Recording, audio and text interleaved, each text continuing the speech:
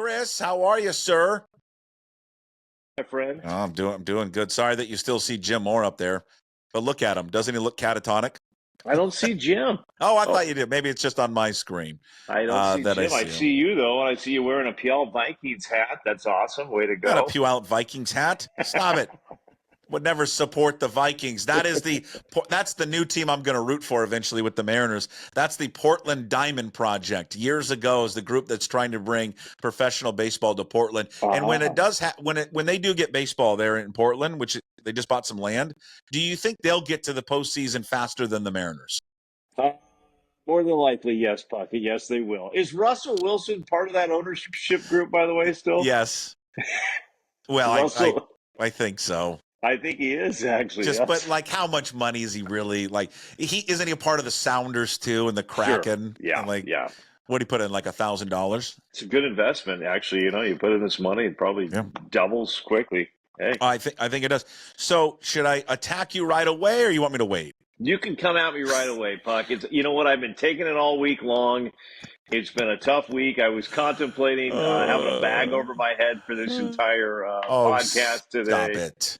But go ahead, bring it on. It is gut wrenching, and then you just start looking back at the history of this team, and everybody's making a big deal about this year, and you start, how do we learn in school? You learn through history, and maybe I guess we should have looked at last year a little bit harder, and been a little bit better prepared for this season because. You know what? You had a lot of the same talent last year, and you didn't make it last year, and you came off that historic playoff run the year before, and it's just been 2 years of hell. And I don't want to watch one playoff game. I'm sorry. I just, you know what? My team is out. The team I've been rooting for since 1979 when I went to go see Ray Fosse and the Oakland A's take on the Mariners. At the Kingdom. And. Yeah, bring it at me, Puck, because I'm ready to go. It's fine. What I don't get, Puck, and I'll let you go ahead and do this, is just everybody loves to jump on social media and just berate this team and just look at me. I was right. I said they should have. I'm right. And you know what? So. Good for everybody that was right. I was wrong, and I'm a big man, and I'm willing to admit it. I thought this team, Puck, with the pitching staff, I really thought they were going to make a run and get into the playoffs, and they did not. And I'm not blaming it on the bullpen, but honestly, when spring training, you had guys like Matt Brash go down. Little things started happening. Sure. And those little things, I'm sorry, but Matt Brash, in my mind, he was probably good for 5 or 6 wins. They didn't have him all season long. Oh, for sure. And that's just one little thing. I don't think their setup guys were ever really there this season like they've been in the past. But in the end, it all comes down to offense, and you've been saying it from the beginning. They didn't do enough, and sure enough, they're not in the playoffs. The Chris Egan Show is brought to you by Fat Zach's Pizza, 3 locations in Sumner, Puyallup, South Hill, home of the original No Big Dill Pickle Pizza. Book one of their 3 food trucks for catering, birthday parties, graduations, and corporate events. Find Fat Zach's Pizza on Facebook, Instagram, and, of course, at fatzachspizza.com. Every Friday here with Chris Egan. I'm not going to lay India at all. I'm going to just say this because it's in reference to Fat Zach's.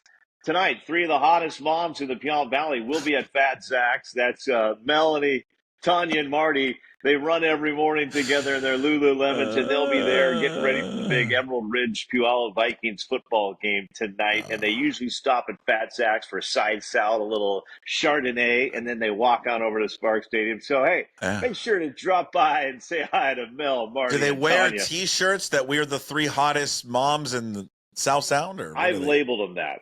You've labeled it. I've labeled them the 3 hottest moms of the South Sound. Yeah. Do they bring the coffee mug to the game? Oh, Hunter boots, coffee mug. One of them will be wearing the modern day sombrero hat.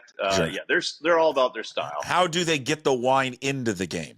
I don't think it's tough. They probably know everybody that's taking the tickets, Sure. so it's just hey, how you doing? Hey, and then boom, they're through. Like the box wine, do they take it out like a trick? You take it out and just you have the little, I don't think they're doing box wine. I think Well, why? they're probably pouring a little, Drew Bledsoe. Well, you can bring some. What I'm saying with box wine is that you just take you take it out of the box and you have the bladder. Someone stuffs it down, their pants, and now you got the bladder in there, and away you go. Maybe they do that at Ballard.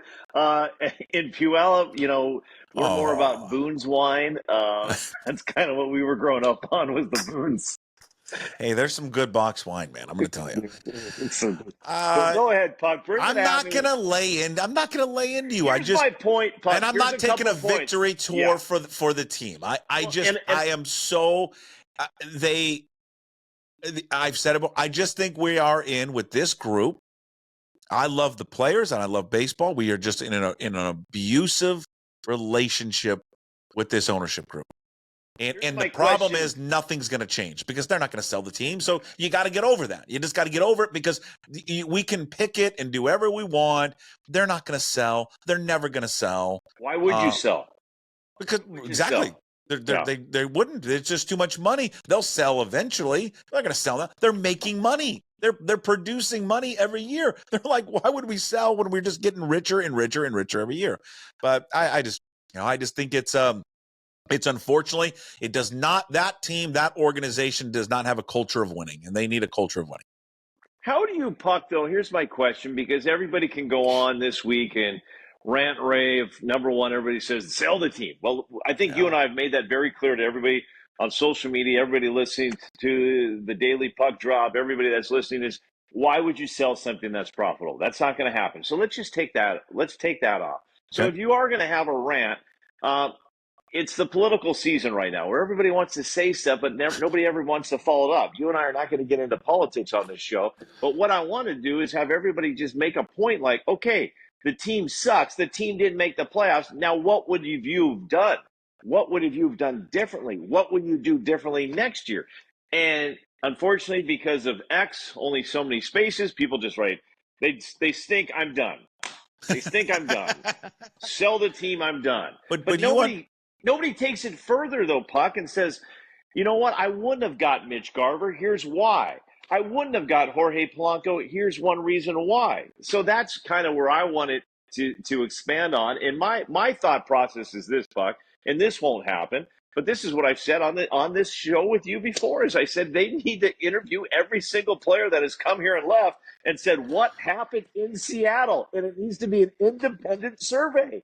It does not need to have Jerry Dipoto involved at all. Jerry, here are the results. We interviewed 100 players that you brought into Seattle that left, and when they all left, 98% of them did better.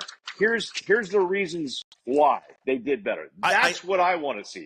That's my only answer to get better. I'd love to hear your answers on how this team can get better. Well, I think number one, it starts, I think, with the lack of financial commitment from the ownership group. Okay, and I get that, but there are I think that's number one.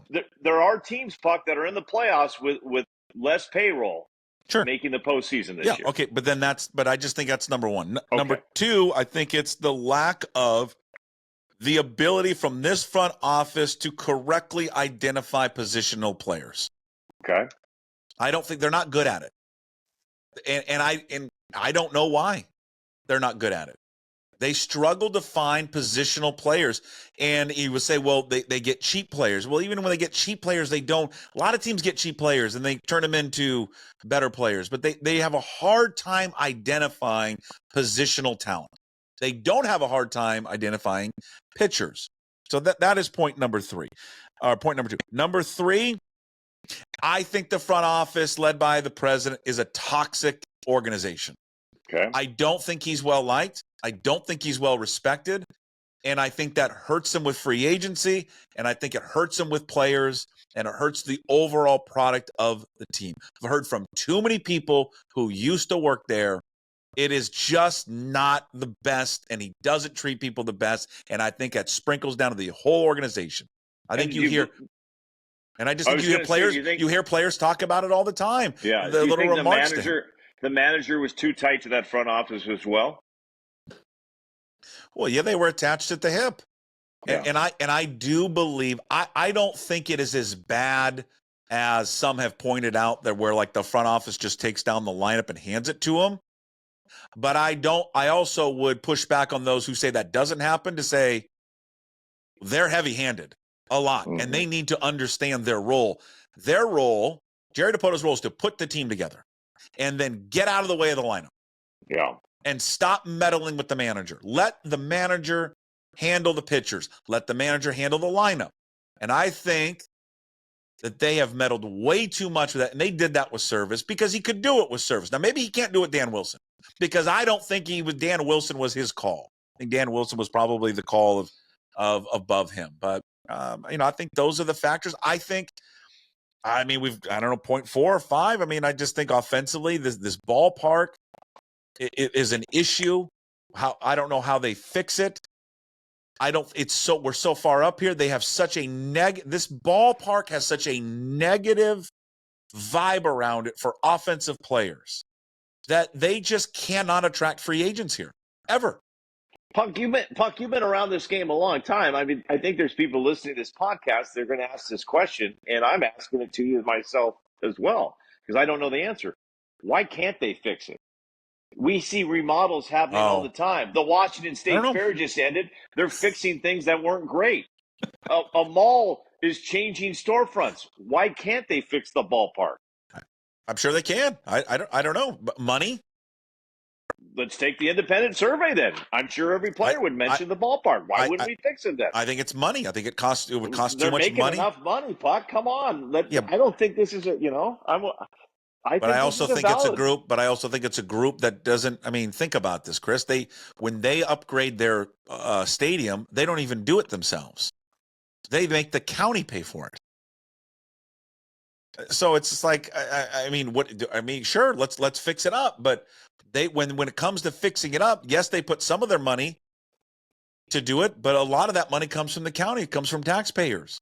So it's, but when it's Hatback Grill time, oh no, we'll do that all on our own because Hatback Grill will equal more revenue for them. I mean, whatever. I would, sit down with current and past players and ask them about the dimensions. Kruger's come on here and said many times there's something, and you heard it was Teoscar talking about it. Teoscar Hernandez, yes, yeah. But Bill Kruger was the first one to bring this up, and it was months before Teoscar. He talked about it being skewed. That from the batter's eye, it's not lined up. Second base isn't lined up to center field. And so it screws them up from a hitter's perspective. And so I don't know how you change that. Yeah, I think it's a no-brainer there. I just don't know why that one can't get fixed. I honestly do. And maybe because you'd have to move the pen. I don't know. I don't know. I mean, if we're talking about all these years of not making the playoffs and the frustrations, and if the fans stop showing up, then you know what? You've got to do something. So I think that's an investment that needs to be made. I think you made the point there. It'll be interesting what they do with a manager. Will this be Jerry DiPoto's? Well, he's coming back. He's the manager. Well, I know he's coming back, but who is going to take over the team, Puck? I also feel like, God, I love Dan Wilson. I love Edgar Martinez. I grew up around these guys, and they brought so much. This team also needs a manager, and we're never going to get another Lou Piniella, but we need somebody that's going to get in these guys' faces and rip up some contracts when they lose a 10-run lead. We need somebody that when you miss your cutoff from center field to shortstop to hold the runner at first base, we need a manager that's waiting for you when you're in the dugout and is going to scream in your face. We need, when you get picked off at third, we need a manager, Puck, that's going to get a little nasty here. Yeah. Because, you know what? I'm sorry, not every Mariner player gets a ribbon because you're not going to the playoffs, okay?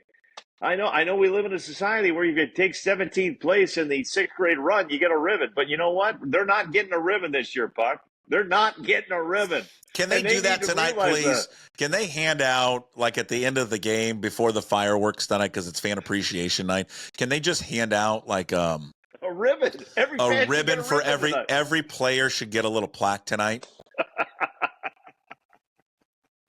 Just want to thank Julio. He really just displayed. He didn't have a good year this year, but really just displayed great heart and was always there on time. Sometimes he didn't have his shoes tied. But we would get that for him. But Julio, come on up. Here's your award, and make sure you get some of that pizza before you go. You know what, Puck? We need, and I know you're going to hate this. I know you're going to hate this, Puck. After every game, win or loss, I want to see that manager in the middle of the field with all the Mariners around him, Puck. I want to see this after every game. And I want the fans around. I want that manager on the mound with the whole team around. And he's going to look around. You know, Jorge, 0 for 4 today. We got to be better. Okay? You got to hit the cutoff. I don't like the garbage in the dugout. Yeah. And you know what? That manager should be Mike, so everybody in the stadium can hear him. And then everybody can just sit. Yeah. Do we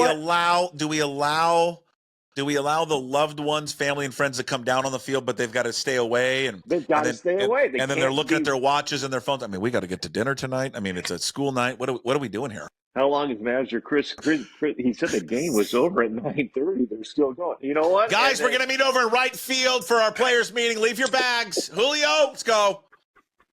I'm in, Chris. I'm in. 100% in. Back to the basics, Puck.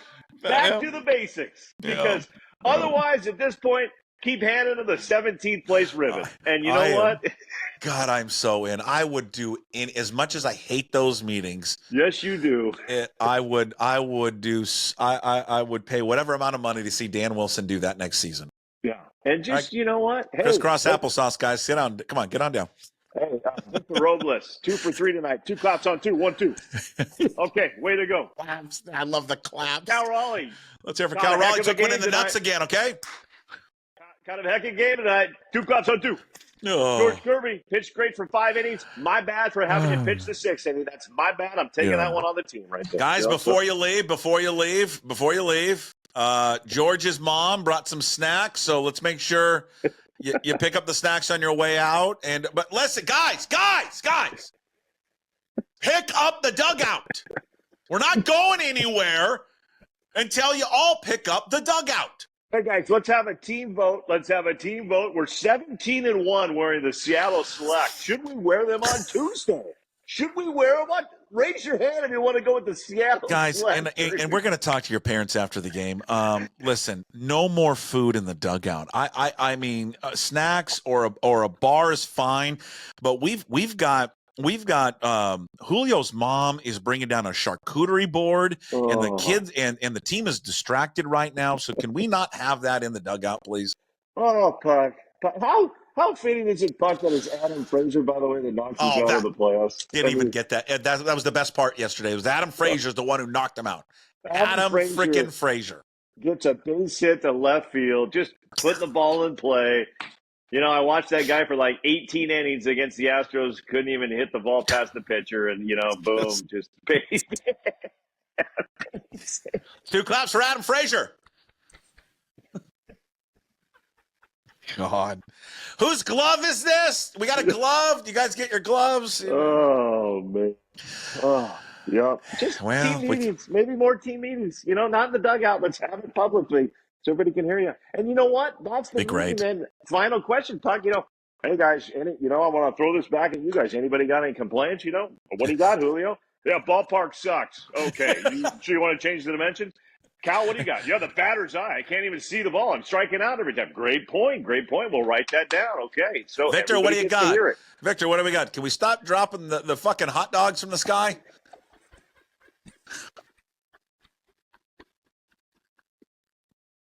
No wonder they can't hit. They got hot dogs dropping. They're distracted with the hot dogs and the hydros and everything else that's going on.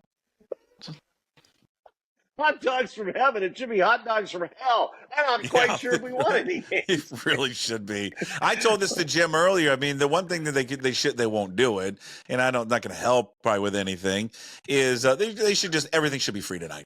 Steve Ballmer did in the last game of the year. Yeah, everything should be free.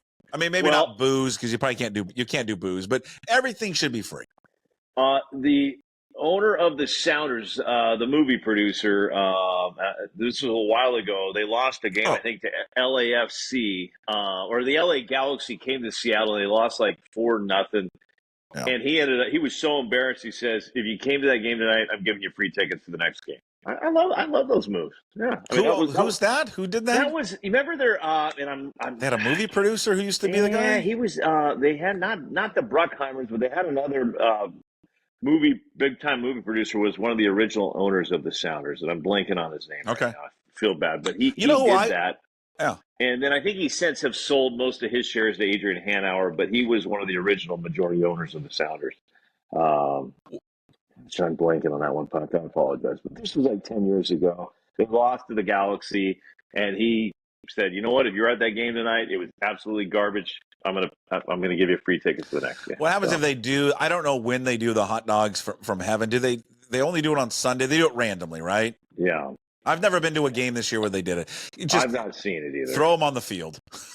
It doesn't that seem like I mean, my question is always would the Yankees do that? I mean, yes, is that something maybe you do up at Everett, with the Aqua Sox? Sure, but come on. I don't know. I get it. I mean, people want to make fun of whatever. I don't care. I think you're trying to always make the experience fun and entertaining for people, but sometimes I think the baseball should just be the entertaining part. Unfortunately, the baseball's not entertaining, but whatever. It doesn't bother me like it bothers other people, but I would just throw them on the field. Yeah, here's your hot dog. Just throw them out there. Do you think there'll be people with bags on their heads tonight and signs and all that? Yes, there will be. I guarantee in left field there'll be at least 3 or 4. And do you think they'll be? Know them, but they'll be stopped. Oh, you know who that is going to be? Oh, you know who's go. All right, here we go. Puckett. Here's the big question, though. Yeah. Will they be shown on the broadcast? Not a chance in hell. Yeah, that's the question. Only if the camera has to go over there because it's a play. Yeah. But it's not going to be shown. Hey, Goldie's not going to be on there. God, I love Goldsmith to death. Let's go over to left field. That guy's got a bag on his head, huh? Let's show that, huh? I mean, Sim's not going to be like, hey now, there's a bag on his head. I mean, I love those guys, but they're not going to do that. I mean, Brad pregame, and gotta love Brad and Angie. Before we get to the game tonight, Angie was down on the field, and Jen was down on the field and interviewed Stevie from Sumner, who has come with a bag on his head. I mean, yeah, not going to happen. It's all about getting ready for next season, getting a little momentum rolling into the next season. Jeez. But they'll be packed. There's going to be 40,000 people there tonight. Yeah. And you know what, Puck? Does this one hurt more than any other year? Yes. For you? It does for me. Yep. 100%. Yeah. I think maybe that's why I'm just not happy about it. I don't want to talk about it. I'm fine talking about it. No, I hear you. Well, but you know who I want? And you brought this up to me earlier. Can Schmetzer coach them? Can he manage the team? I mean, I love Brian Schmetzer. All the guy does is win. Yeah. This is a guy, the Sounders start the season off, and it looks like they're just going to have another, they're not another year. It looks like for the first time they're not going to make the playoffs, and somehow this guy just stays calm and cool. It's a long season. He knows how to get his team back into great form, and all of a sudden, they're sitting in the 4th or 5th seed possibly. They got a huge match on Saturday against Houston. This is a guy that knows how to get the best out of players. I mean, there's couple local kids that I believe started playing soccer on like Capitol Hill, Jackson Reagan and Paul Rothrock. 2 names probably not huge in the sports world, but these are 2 guys that Schmetzer has just got and turned them into MLS stars. I mean, it's just like he knows how to develop these guys, and you can't give this guy enough credit for what he does over there with the Seattle Sounders and his love for Pacific Northwest sports. This is a guy that and I just love him. I just wish every coach would listen to him, and I'm not even a soccer guy, listen to him talk after a game in which they should have won, and how critical he is, not only himself, but his team. Yeah. He's just honest, and he doesn't sugarcoat it. No, and he'll call out players if a player doesn't do something right. In fact, it was the other day I went to his practice on Monday, and he was complimenting one guy, and I think one member of the media goes, wow, that's, he doesn't usually do that. He doesn't compliment guys because if you're getting a compliment from Schmetzer, that means you're really doing something right. So You're right. I think in the end, he does not sugarcoat it. I'm pretty sure Schmetzer's having team meetings on the field afterwards, making the parents wait, and that's a good thing because he's keeping them rolling.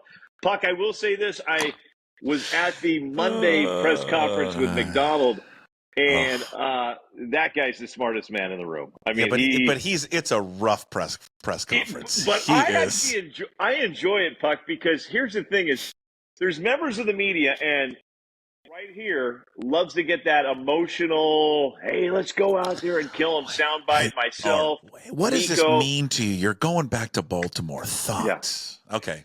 But he's not going to give you much when you guess that.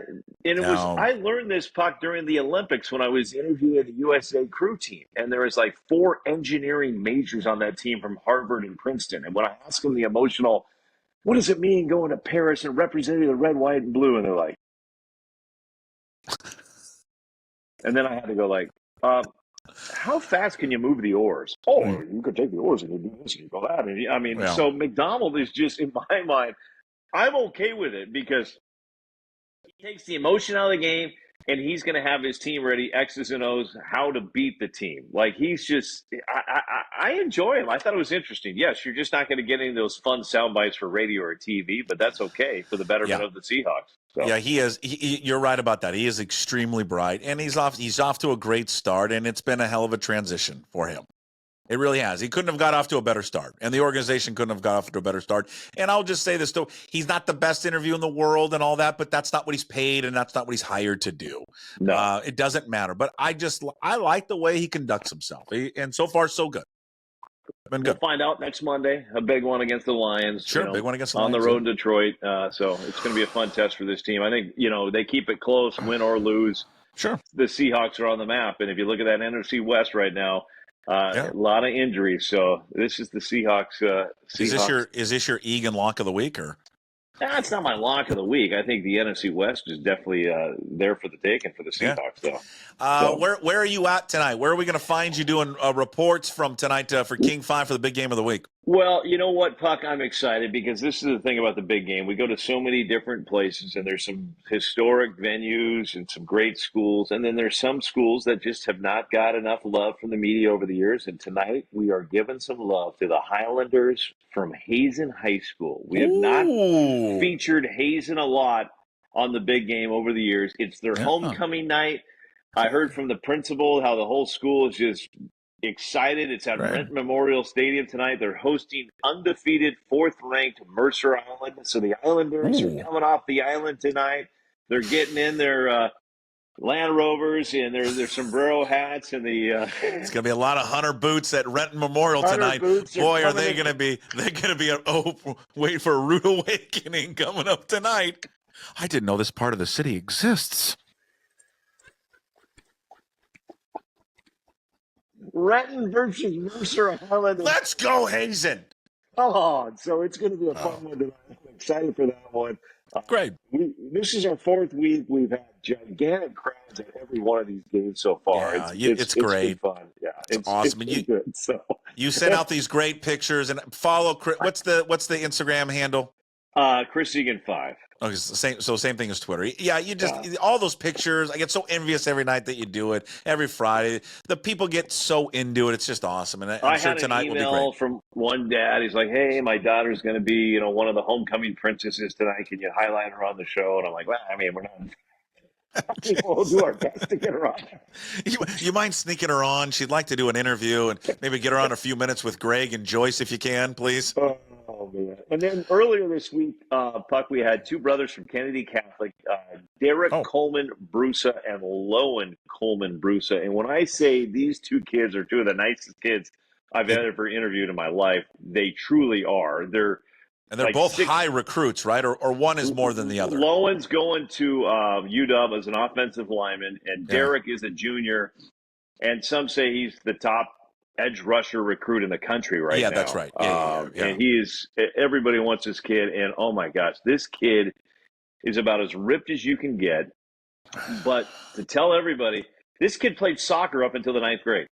He was a soccer player. And he was really big. And they play water polo during the summertime. They take a break from football. They don't play at all the very high-end elite, but just good kids. But when you're on the field, they're going to bury you, and they're good. So look for Kennedy Catholic, Puckett. Look for this story.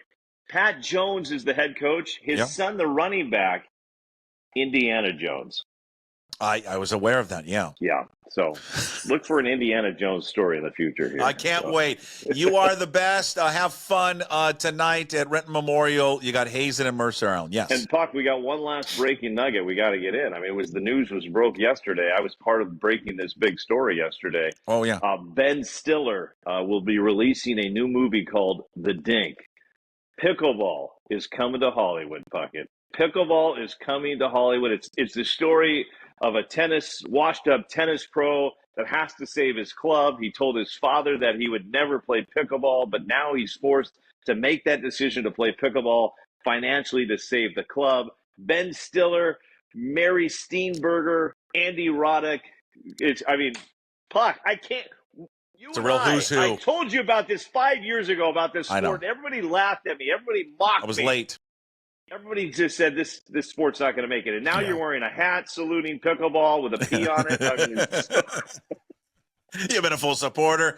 All right, you're the best. The Chris Egan Show brought to you by Fat Zach's Pizza. 3 locations, Sumner, Puyallup, South Hill, home of the original No Big Deal Pickle Pizza. Book one of their 3 food trucks for catering, birthday parties, graduations, corporate events. Find Fat Zach's Pizza on Facebook, Instagram, fatzachspizza.com. Find Chris on Twitter and Instagram at Chris Egan5. Of course, all of his work up at King5.com every Friday here at pucksports.com. And again, you can find it on YouTube.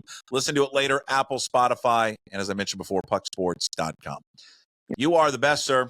Hey, don't be shy tonight. If you're heading to Fat Zach, say hello to Mel, Tanya, and Marty. They'll be there. Just look for the white wine and the urban sombreros. See you, Chris. See you, buddy. Be good.